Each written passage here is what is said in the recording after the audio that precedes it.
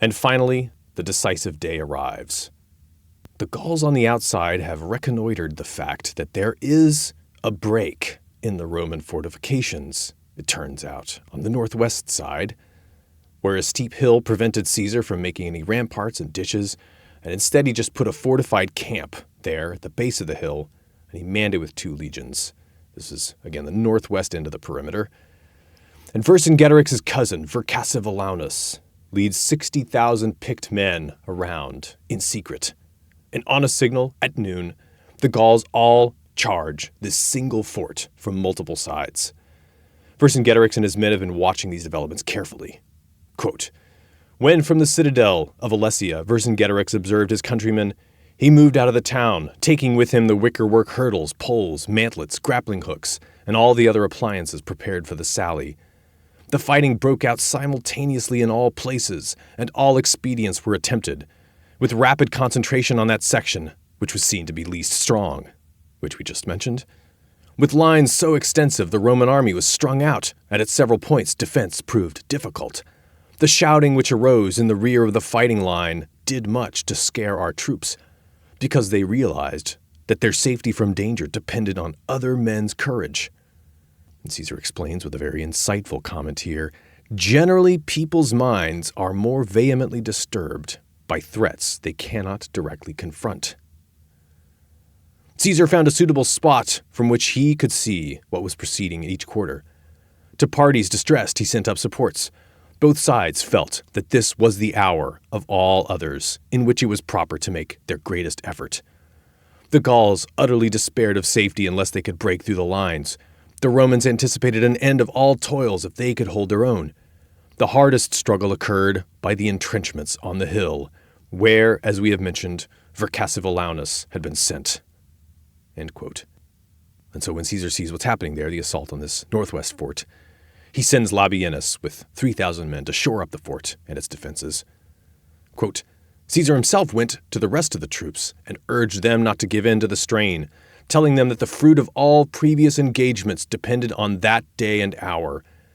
The enemy on the inner side, despairing of success on the level ground because of the size of the entrenchments, made an attempt to scale the precipitous parts, conveying thither the appliances they had prepared.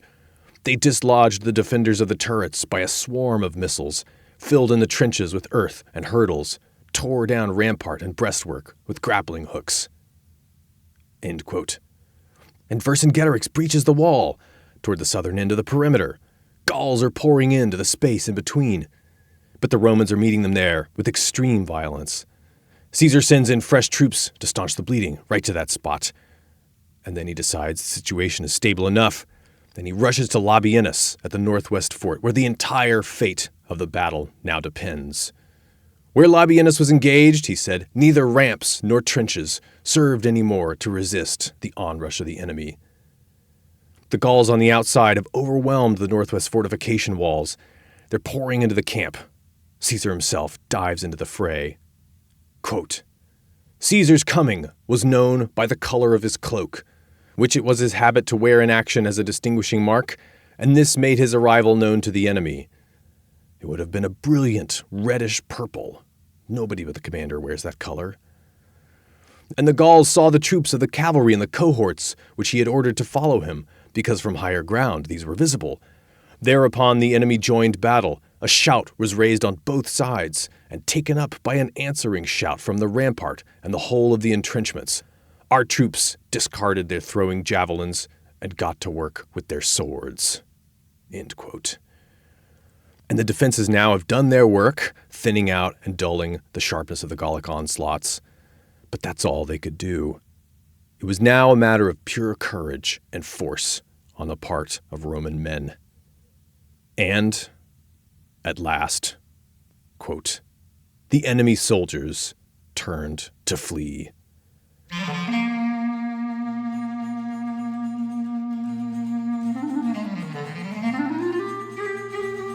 The enemy cavalry crashed into the soldiers fleeing, and a great slaughter ensued.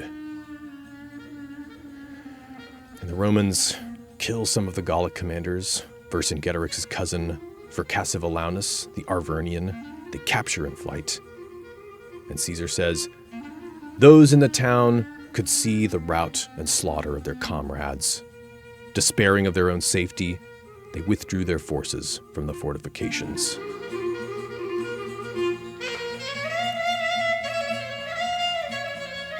And in that moment, the fate of Gaul, for that year and for the rest of history, was decided. Gaul, then, would become Roman. Over the centuries, Roman vineyards and aqueducts would snake their way through the valleys and hillsides of France. Roman orators would declaim in packed amphitheaters, in between fights of gladiators and beasts. What was going through Vercingetorix's mind when he realized the inevitable? What did he imagine as the future of his people? Well, here's Caesar.